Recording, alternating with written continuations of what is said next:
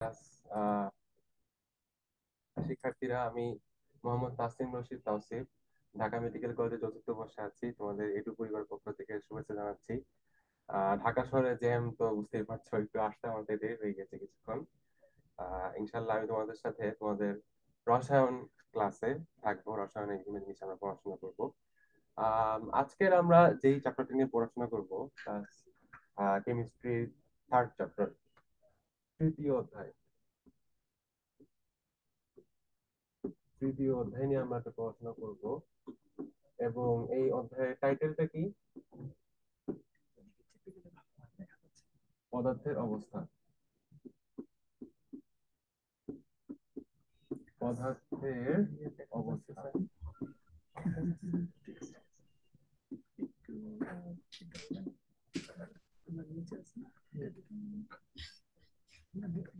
ঘটনা বিবরণের জন্য তিনি চেয়ারম্যান নামজারি হচ্ছে গিয়ে একটু মিস্টেক হয়ে গেছে আমার, তোমাদের দ্বিতীয় অধ্যায় বলেছি, আসলে এটা দ্বিতীয় অধ্যায়, সেকেন্ড চ্যাপ্টার কেমিস্ট্রি। তোমাদের মনে ধারণা থাকতে পারে যে প্রথম অধ্যায়, নতুন নতুন বই পেয়েছো তোমরা, নতুন অধ্যায় যেটা ফার্স্ট চ্যাপ্টারটা নিয়ে আমরা কেন শুরু করছি না।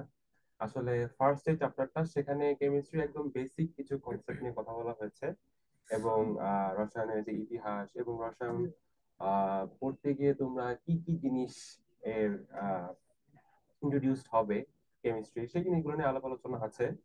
আর মেইনলি ওই চ্যাপ্টারের একদম শেষে তোমার যে বইটা দেখো, কিছু সিম্বল আছে, কিছু পার্টিকুলার হ্যাজার্ড সিম্বল, বা যেগুলোকে আমরা ঝুঁকির কিছু সিম্বল ইউজ করি, পার্টিকুলার কিছু সিম্বল। হ্যাঁ, কোন কোন ওয়েস্ট ওয়ার্ডের ক্ষেত্রে কোন কোন সিম্বল আমরা ইউজ করি, সেটাই ওই চ্যাপ্টারের শেষে আছে। ওইটাই হচ্ছে মূলত আহ, ওই চ্যাপ্টারের মেইন গুরুত্বপূর্ণ জিনিস।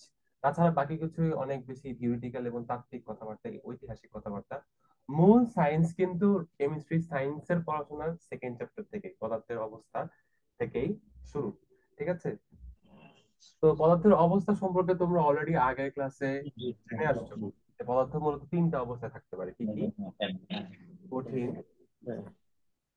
পদার্থ কঠিন অবস্থায় থাকতে পারে, তরল অবস্থায় থাকতে পারে, এবং বায়বীয় অবস্থায় থাকতে পারে, তাই না? পদার্থ থাকতে পারে কঠিন, তরল এবং বায়বীয়। কঠিন, তরল এবং বায়বীয়, এই তিনটি অবস্থায়। এটা তোমরা বেশ ছোট বাচ্চা কাল থেকে পড়ে আসছো, এবং দৈনন্দিন জীবনে বিভিন্ন পদার্থের কঠিন, তরল এবং বায়বীয় অবস্থার সম্মুখে তোমরা এনকাউন্টার করো। সেটা তো আমি অবশ্যই বুঝিয়ে দেওয়ার কোনো কিছু নেই যে কোনটা কঠিন, কোনটা তরল, কোনটা বায়বীয়। আরেকটা জিনিস হচ্ছে যে সবচেয়ে পরিচিত যে পদার্থ, যেটা আমাদের শরীরের সবচেয়ে গুরুত্বপূর্ণ গাঠনিক উপাদান সবচেয়ে বেশি থাকে। হ্যাঁ, পুরা পৃথিবী, আমাদের মানব দেহ বাদ দিলেও পুরা পৃথিবীর মধ্যে সবচেয়ে বেশি পরিমাণে থাকে যে পদার্থ, হ্যাঁ, যেটা ছাড়া আমাদের চলবেই না, আমরা বাঁচতেই পারবো না। আশা করি বুঝে তো চলুন, কোনটার জন্য কথা বলছি। পানি, তাই না? পানি,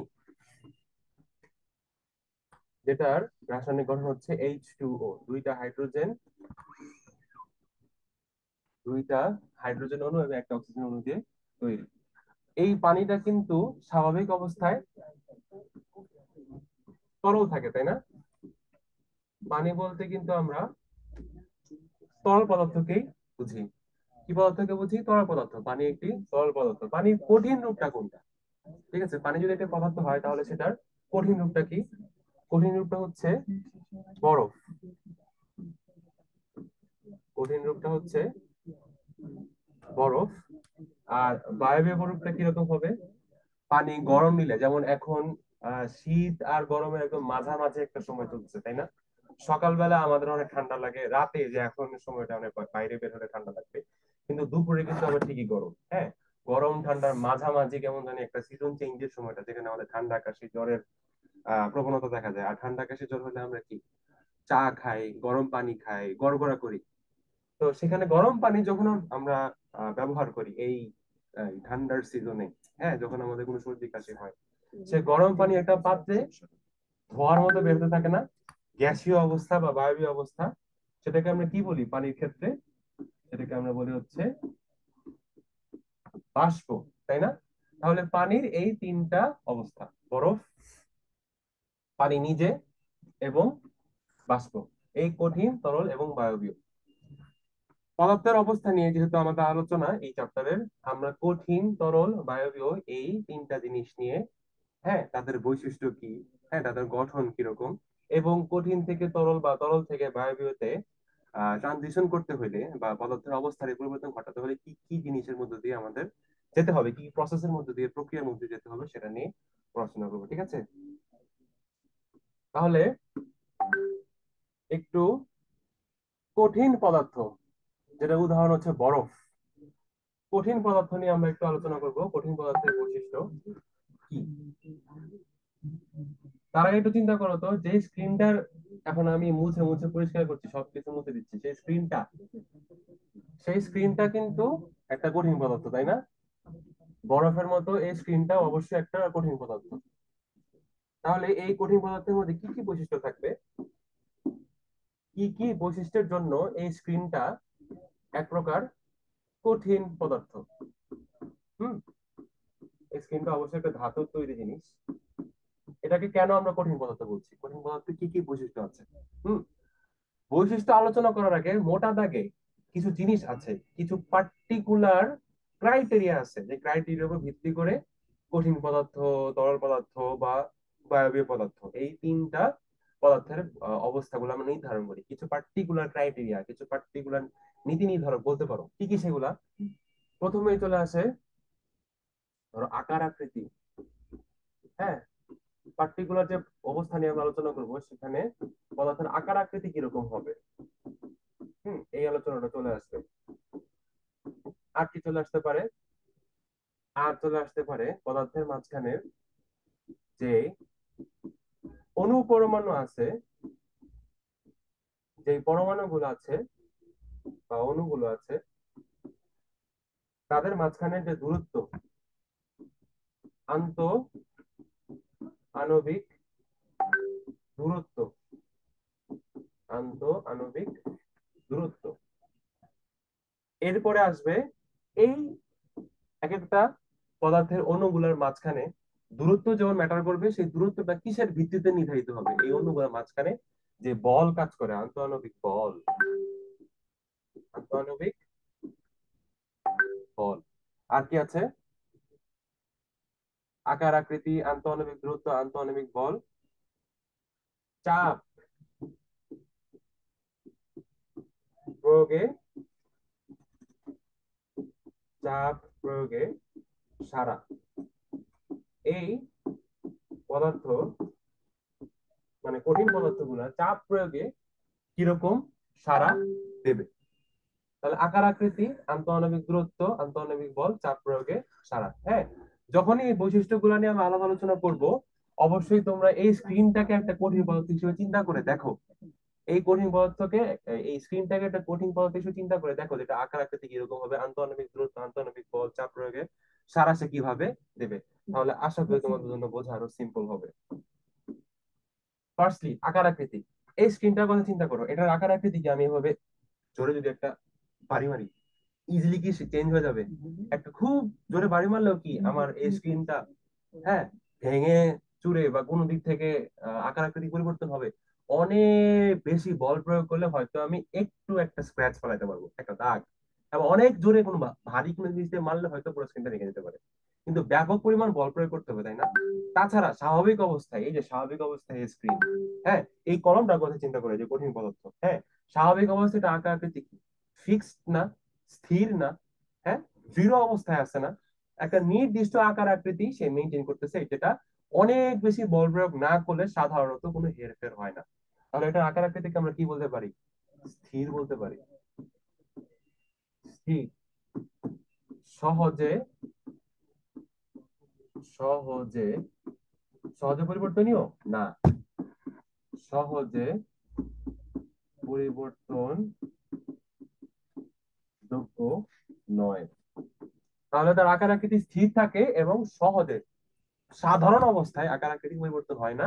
যদি আমি অনেক ফোর্স দিয়ে এই স্ক্রিনটার মধ্যে একটা বাড়ি মারি, হয়তো একটা, মানে একটা দুইটা স্ক্র্যাচ পড়তে পারে। হ্যাঁ, আর যদি আমি হাতুড়িটাও যদি একটা বিশাল বড় বাড়ি দিই, তাহলে তো পুরো স্ক্রিনটা ভেঙে চুরমার হয়ে যাবে। কিন্তু পুরো আকার আকৃতিটাকে বিনষ্ট করতে দেখো আমার কত বেশি বল প্রয়োগ করা লাগতেছে। স্বাভাবিক অবস্থায় আকার আকৃতিটা কি? স্থির আছে, তাই না? গেল প্রথম বৈশিষ্ট্যটা আমরা বুঝলাম, যে আকার আকৃতি কঠিন পদার্থে কি থাকে, স্থির থাকে। এরপর আসে হচ্ছে আন্তঃআণবিক দূরত্ব। আন্তঃআণবিক দূরত্ব আমি একটু সাইডে দেখানোর চেষ্টা করি। উম মনে করো এইটুকু হচ্ছে একটা,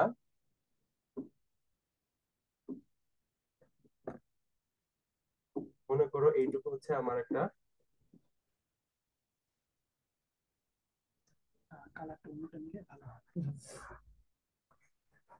পেন সিলেক্ট করছে। ওকে। কালো আসে, ওটা কালার চেঞ্জ করুন। নীল কালার সিলেক্ট করা আছে। আবার দিন তো স্যার, ক্লিক করুন। সমস্যা নেই। পেনটা সিলেক্ট করছে।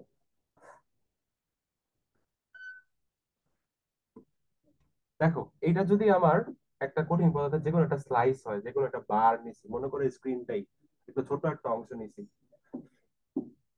এখানে যে মেটালটা নিয়ে, যে ধাতুটা দিয়ে আমার এই স্ক্রিনটা তৈরি, সেই ধাতুগুলার মনে করো এগুলো হচ্ছে পরমাণু। ঠিক আছে, এই হচ্ছে পরমাণু। দেখো এদের মাঝখানে দূরত্ব কিন্তু খুব বেশি নেই, বাস্তবে তারা আরো কাছাকাছি থাকবে, বাস্তবে তারা আরো কাছাকাছি থাকবে। আমি মনে করো তোমাদেরকে এখানে একটা ম্যাগনিফাইড জিনিস দেখাচ্ছি, আরো জুম করে দেখাচ্ছি, বাস্তবে তারা আরো কাছাকাছি থাকবে, বাস্তবে তারা আরো কাছাকাছি থাকবে।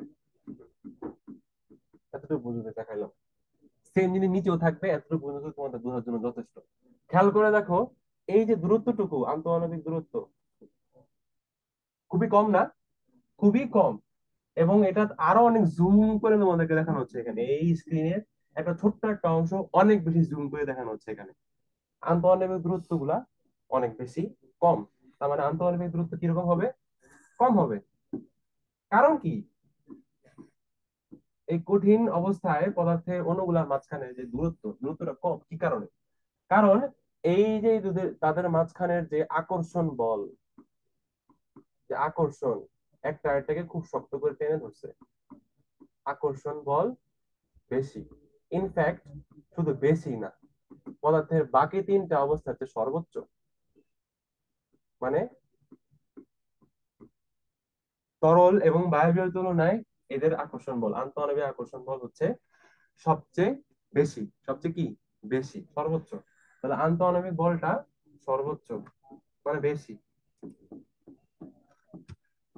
পদার্থের তিনটা অবস্থার মধ্যে কঠিন পদার্থের আন্তঃআণবিক বল হচ্ছে সবচেয়ে বেশি।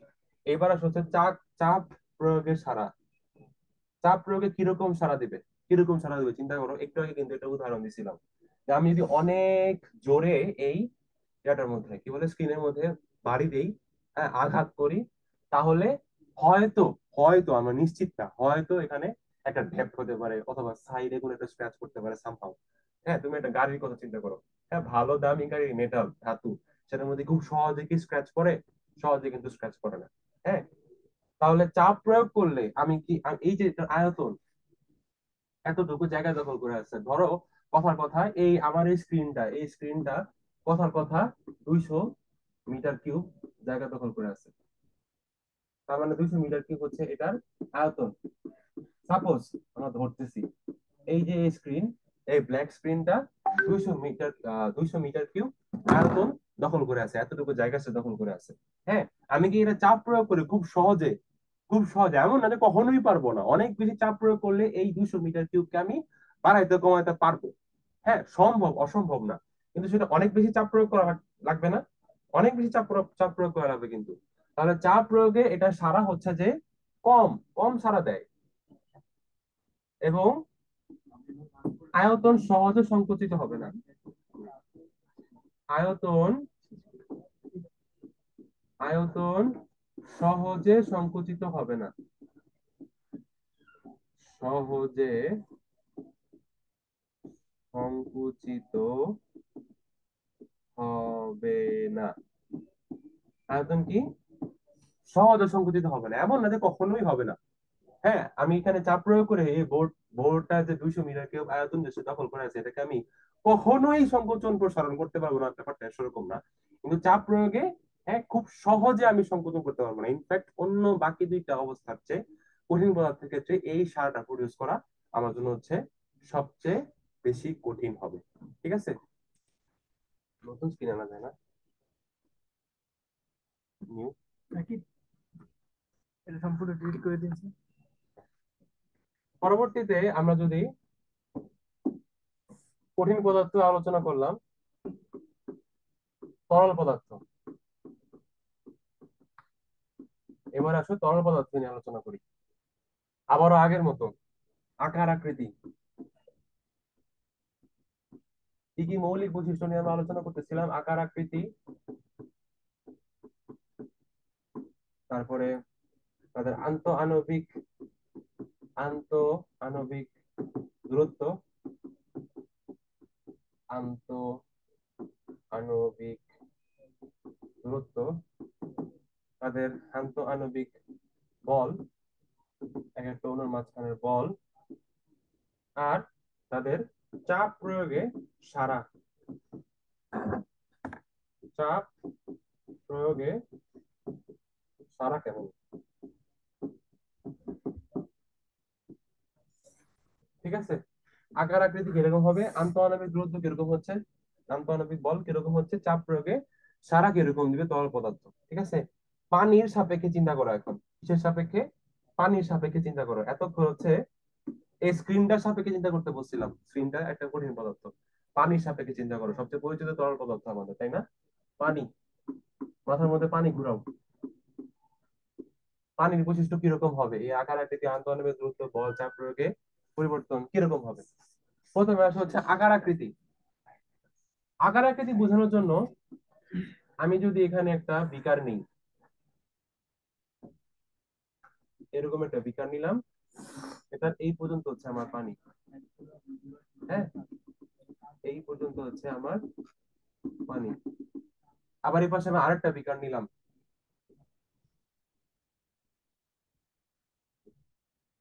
মনে করো এটা লম্বায় একটু বেশি, পাশে কম, লম্বায় বেশি।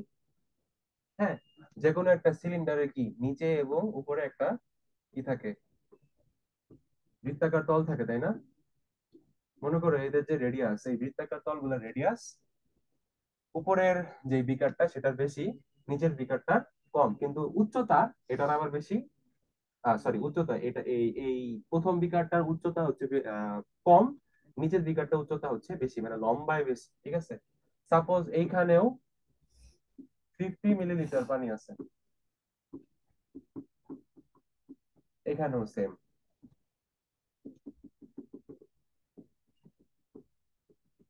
50 মিলিলিটারই পানি আছে, একই। দেখছো, 50 মিলিলিটার পানি দুইটা বিকারে, আমি আকার আকৃতি কি পরিবর্তন করতে পারছি? ডিফারেন্ট দুইটা বিকারকে আমি নিতে পারছি, এটার আকার আর এটার আকার কি সেম? তুমি বলতে পারো যে হ্যাঁ এটাও তো সিলিন্ডার, এটাও তো সিলিন্ডার। ঠিক আছে, সিলিন্ডার, কিন্তু দুইটা উচ্চতা কি এক? দুইটার বৃত্তাকার তলের রেডিয়াস কি এক? সেম না কিন্তু। হ্যাঁ, এর চেয়েও আরো ভালো উদাহরণ দেওয়া যায়। কিরকম? সাপোজ, কিভাবে বুঝাই, সাপোজ আমি একটা গ্লাসে পানি খাচ্ছি। কিসে পানি খাচ্ছি? গ্লাসে। এখানে একটা গ্লাস থাকলে আরো প্রপারলি বোঝানো যেত, যাই হোক। সাপোজ আমি একটা গ্লাসে পানি খাচ্ছি। আচ্ছা, এখানে আমাদের স্টুডিওতে একটা বোতল আছে, বোতল দিয়ে বুঝাই আপাতত। মনে করো এই বোতলের নিচের তলে এখন আপাতত খুবই কম পানি, এবং বোতলের অবস্থা খুব একটা ভালো না। যাক, ধরো এতটুকু পরিমাণ পানি আছে, এতটুকু পরিমাণ পানি আছে এই বোতলে। এই সেম পরিমাণ পানি আমি আরেকটা গ্লাসে নিলাম, গ্লাসে ঢাললাম। ঠিক আছে, তাহলে আকার আকৃতি পরিবর্তন হয়েছে কিনা? ছিল একটা বোতলের নিচের তলার আকৃতির, এরপরে আমি গ্লাসে ঢাললাম, গ্লাসের আকার আকৃতি ধারণ করলো না? তাহলে আকার আকৃতি কি তল পদার্থে ফিক্সড হইলো? তল পদার্থে কিন্তু তাইলে ফিক্সড হইলো না। তাহলে আকার আকৃতি হচ্ছে যেই পাত্রে রাখি সেই পাত্রে ধারণ করে, তাই না? এই ছবিটা সরাই দিই। আকার আকৃতি হচ্ছে, আকার আকৃতি হচ্ছে যতটুকু যেই পাত্রে আমি রাখবো, জাস্ট সেই পাত্রে আকার ধারণ করবে তরল পদার্থ।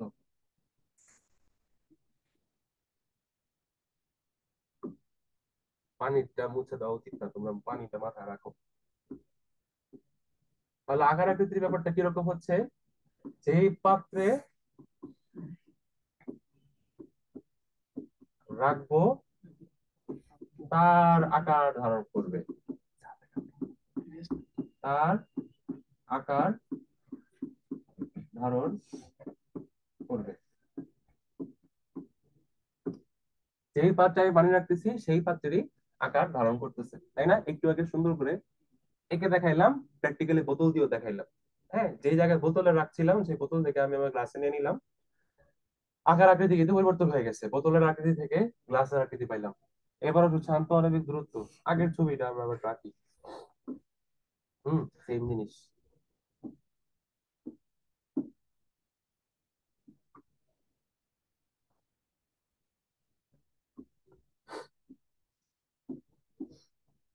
এবার দেখো, এটাও পানির অণু। ভালো কথা, আগে স্ক্রিনের কথা চিন্তা করতেছিলে কঠিন পদার্থের জন্য, এখন বারবার পানি পানি, পানিকে চোখের সামনে ভাসাও। পানি অণুগুলো কিভাবে থাকবে দেখছো? দূরে দূরে না অণুগুলা, দূরে দূরে না? আগের চেয়ে দূরত্ব বাড়ছে কিনা? আগে গুলা ছিল একদম একজন আরেকজনের কোলের উপরে উঠে প্রায়, আর এখন কি হয়েছে? আস্তে আস্তে আস্তে আস্তে একজনের কাছ থেকে আরেকজন সরে যাচ্ছে, আন্তঃআণবিক দূরত্ব বাড়তেছে। এতটুকুই রাখলাম। দেখছো স্পেসটা, আন্তঃআণবিক দূরত্ব এইদিকে বাড়ছে না? আন্তঃআণবিক দূরত্ব বাড়ছে কিনা? অণুগুলোর মাঝখানের দূরত্ব বাড়ছে। তাহলে আন্তঃআণবিক দূরত্বের হিসাবটা কিরকম হবে? এটা কঠিনের তুলনায় বেশি, কঠিনের তুলনায় আন্তঃআণবিক দূরত্ব কি বেশি, কঠিনের তুলনায় আন্তঃআণবিক দূরত্ব বেশি। কারণ কি? কঠিন অবস্থায় আমরা দেখতে পাচ্ছিলাম যে পদার্থের মাঝখানের অণুগুলার যেই আহ বল, আন্তঃআণবিক বল, অণুগুলো এক এক অণু এবং আরেক অণুর মাঝখানে যে আকর্ষণ বল কাজ করতেছিল, সে আকর্ষণ বল, এই দুইটার মাঝখানে যে আকর্ষণ বল, যে যে আকর্ষণ বলে সে একটা একটাকে টানতেছে, সে আকর্ষণ বলটার মান অবশ্যই কি হয়েছে, বাড়ছে না কমছে? বাড়ছে না কমছে? অবভিয়াসলি কমবে। কমছে বলে তো দূরত্ব বাড়ছে। সে আর তাকে আগের মতো টানতেছে না, একটা অণু আরেকটাকে আগের মতো টানতেছে না, এই জন্য আকর্ষণ বল কমবে কঠিনের তুলনায়। তাহলে আন্তঃআণবিক দূরত্ব কঠিনের তুলনায় বেশি, কিন্তু আন্তঃআণবিক বল আবার কঠিনের তুলনায় কম, বল কমে যাচ্ছে। এই জন্য সে একটা অণু আরেকটা অণুকে শক্তভাবে কম দূরত্বে ধরে রাখতে পারতেছে না, আন্তঃআণবিক দূরত্ব বেড়ে যাচ্ছে। কেন? কেন আন্তঃআণবিক বল যাচ্ছে কমে। ফাইনালি চাপ প্রয়োগের সারা, চিন্তা করে দেখো, কঠিন পদার্থকে চাপ দিয়ে তুমি কত সহজে ডিসপ্লেস করে দিতে পারবা, আকার আকৃতি পরিবর্তন করে দিতে পারতেছো। হ্যাঁ, কত সহজে তুমি একটা বোতল থেকে একটা গ্লাসের মধ্যে পানি ঢেলে আকার আকৃতি পরিবর্তন করে দিতে পারতেছো। এটাকে তুমি চাপাইতেও পারবা, পারবা না?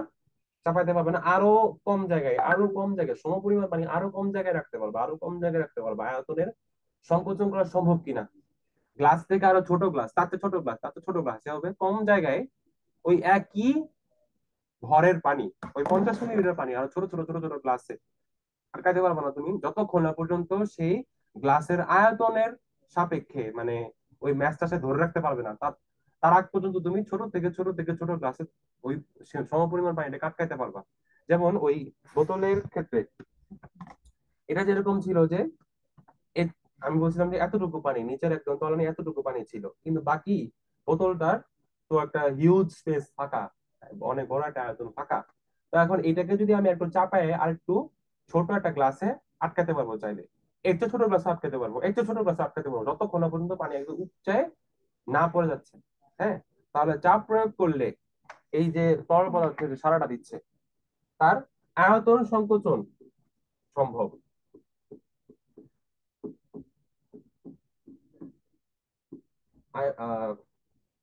সে চাপ প্রয়োগ করলে আয়তন সংকোচন সময়, এটা আমরা না বলি, আয়তন সংকোচন সময় পদার্থের অন্যান্য অন্য নেক্সট যে দশাটা নিয়ে আলোচনা করি সেখানে বেশি ভালোভাবে দেখা যায়। তরল পদার্থের মধ্যে আসলে আয়তন সংকোচন অতটা প্রমিনেন্টলি দেখা যায় না।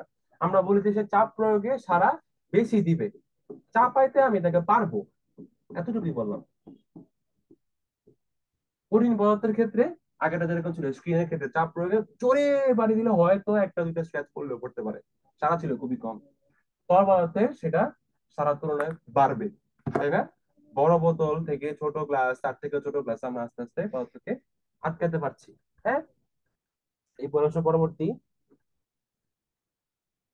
পরবর্তী দশা, পরবর্তী দশা কি আমাদের? বায়বীয় দশা। কি জিনিস? বায়বীয়, বায়বীয় পদার্থ, পদার্থের বায়বীয় দশা, পদার্থের বায়বীয় দশা, পদার্থের বায়বীয় দশা। এটা যখন এই জিনিস নিয়ে যখন আলোচনা করব, মাথার মধ্যে তোমরা কোন জিনিসটা ঘোরাবা? মাথার মধ্যে ঘোরাবা বাষ্প। হুম, চা খেলে কি হয়? চায়ের উপর থেকে, ধরো আঁকি, অবশ্য আমার আঁকা জঘন্য রকম খারাপ, এই বাষ্প, ঠিক আছে? জঘন্য রকম খারাপ দেখি আমি সচরাচর মেডিকেল কলেজ স্টুডেন্ট হওয়ার পরে বায়োলজি পড়াই না, বুঝছো? এই হলো আমার মগ আঁকার অবস্থা। হ্যাঁ, যখন ওরকম খারাপ আমার আঁকা, হাত বুঝাইতে পারবো অনেক সুন্দর, কিন্তু স্মার্ট বোর্ডে ক্লাস নেওয়ার জন্য তো একটু সুন্দর করে আঁকা টাকা লাগে। কেমিস্ট্রি কে তো সেটা দরকার নেই। হ্যাঁ, তো একটু পার পেয়ে গেলাম আর কি। তো এই মগ থেকে গরম চা রাখলে যে বাষ্পটা বের হচ্ছে, সেটা কি? বায়বীয় পদার্থ, তাই না? পদার্থের তৃতীয় অবস্থা। এতক্ষণে তোমাদের তো মুখস্থ হয়ে যাওয়া উচিত যেই মৌলিক বৈশিষ্ট্যগুলো নিয়ে আমরা আলোচনা করতেছিলাম। আকার আকৃতি, হম, আকার আকৃতি, তারপরে আন্ত আণবিক, আন্ত আণবিক, আন্ত আণবিক দূরত্ব, আন্ত আণবিক বল, আন্ত আণবিক দূরত্ব, আন্ত আণবিক বল, এতক্ষণ মুখস্থ হয়ে যাওয়া উচিত। আর লাস্টে কি ছিল? চাপ প্রয়োগে কিরকম সাড়া দিবে। হ্যাঁ, চাপ প্রয়োগে পদার্থ কিরকম সাড়া দেবে।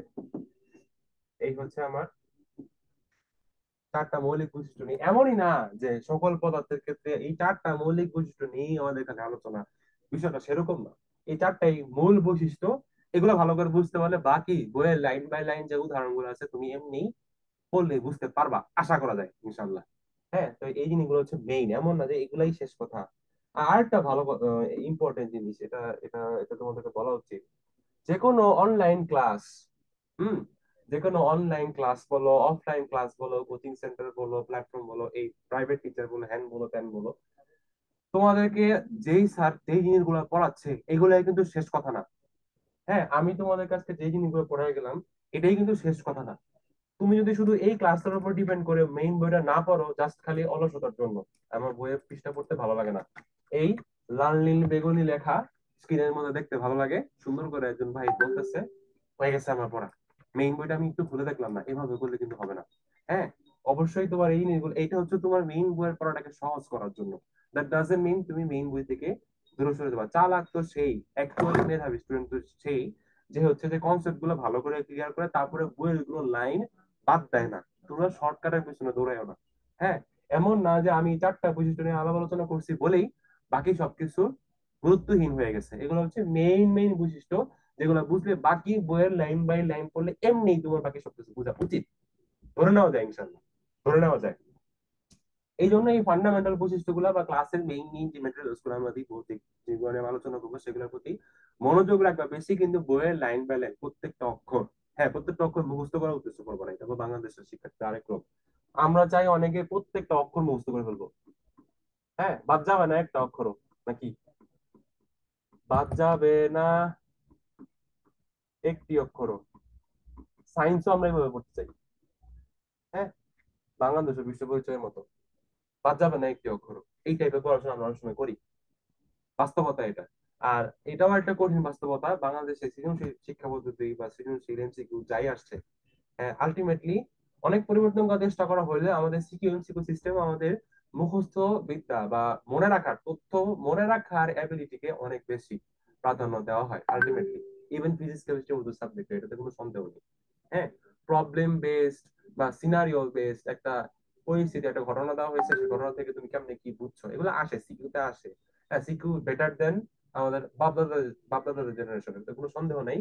কিন্তু তারপরেও উন্নত বিশ্বের তুলনায় এই প্রবলেম বেসড পড়াশোনা, একটা প্রবলেম দেওয়া থাকবে, সেখান থেকে তুমি নিজে নিজে নিজে জিনিসটাকে সলভ করবা, এই কনসেপ্ট গুলো কাজে লাগে।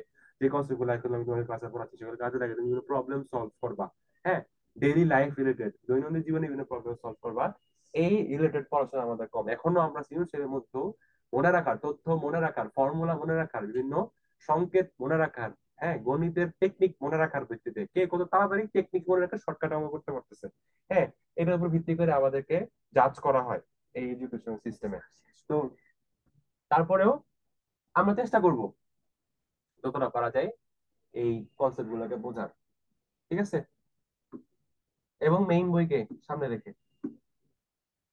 বায়বীয় পদার্থের আকার আকৃতি কিরকম হবে, গ্যাসের আকার আকৃতি কিরকম হবে, এই যে চা থেকে যে ধোঁয়া বেরোচ্ছে, আকার আকৃতি আছে কোনো?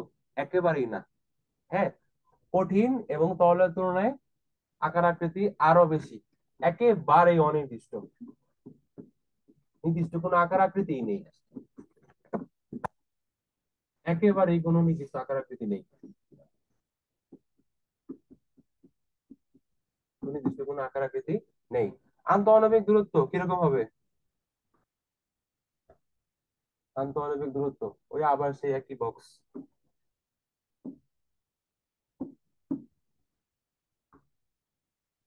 আমার মনে হয় তুমি অলরেডি গেস করতে পারতেছো কিরকম হবে। আরো বেশি দূরত্ব বেড়ে গেছে, আন্তঃআণবিক দূরত্ব আরো বেড়ে গেছে, ঠিক আছে, আন্তঃআণবিক দূরত্ব সবচেয়ে বেশি। এবং আরেকটা মজার বিষয় কি জানো, কোন অবস্থাতে কিন্তু পদার্থের অণুগুলো একেবারে স্থির থাকে না, একেবারে স্থির কিন্তু কেউই থাকে না, কঠিন পদার্থ, তরল পদার্থ বলো বা বায়বীয় পদার্থ বলো, কেউই কিন্তু ওই অণু পরমাণু গুলো, যদিও তুমি এখানে দেখতে পাচ্ছ একটা বোর্ড পুরোপুরি স্থির অবস্থায় আছে, কোনো নরম চরণ কিছু নাই, তারপরেও কিন্তু তার এই অণু পরমাণু গুলো কিন্তু তার জায়গায় বসে এরকম উপরে নিচে ভাইব্রেশন, একদম খুব কম ফ্রিকোয়েন্সিতে ভাইব্রেট করতেছে, বুঝছো, খুবই কম ফ্রিকোয়েন্সিতে ভাইব্রেট করতেছে, জায়গা সরণ না হলেও। তরল পদার্থের ক্ষেত্রে সেটা একটু বেশি, আর গ্যাসীয় পদার্থের ক্ষেত্রে যেটা হয়, গ্যাসীয় পদার্থের ক্ষেত্রে যেটা হয়, একদম উড়াধুরা ঝাঁকানাকা অবস্থা, এদিকে যাচ্ছে, এদিকে যাচ্ছে, এদিকে যাচ্ছে, এক একজন এক এক জায়গায়, সমানে গ্যাসীয় পদার্থের অণুগুলা একদিক থেকে চলাচল করতে থাকবে, ঠিক আছে। তাহলে দেখো সে যেভাবে চলাচল করতেছে, দিক বিদিক হন্যে হয়ে চলাফেরা করতেছে, হ্যাঁ, তার অর্থ কি আন্তঃআণবিক বল এই দুয়ের মাঝখানের বল হবে সবচেয়ে কম, সবচেয়ে কম, দূরত্ব সবচেয়ে বেশি, বল সবচেয়ে কম। আর চাপ প্রয়োগে আমি আয়তন সংকোচন করতে পারবো, আয়তন সংকোচন হবে সবচেয়ে বেশি। এই কথার অর্থ কি, আয়তন সংকোচন হবে। তোমরা সিএনজির নাম শুনছো না? সিএনজি ফুল ফর্ম কি? Compressed natural gas, compressed natural gas, compressed natural gas. বাতাসকে এই গ্যাসকে, যে গ্যাস হচ্ছে আমাদের ফিউয়েল, হ্যাঁ, জ্বালানি, সেই গ্যাসকে একটা পার্টিকুলার সিলিন্ডারের মধ্যে একদম কম্প্রেসড অবস্থায় রাখা হয়। হ্যাঁ, চাপ দিয়ে রাখা, কম্প্রেস মানে কি, আয়তন তো সর্বনিম্ন অবস্থায় অনেক বেশি চাপ দিয়ে রাখা হয়েছে। এটা কিন্তু গ্যাসের ক্ষেত্রে সম্ভব।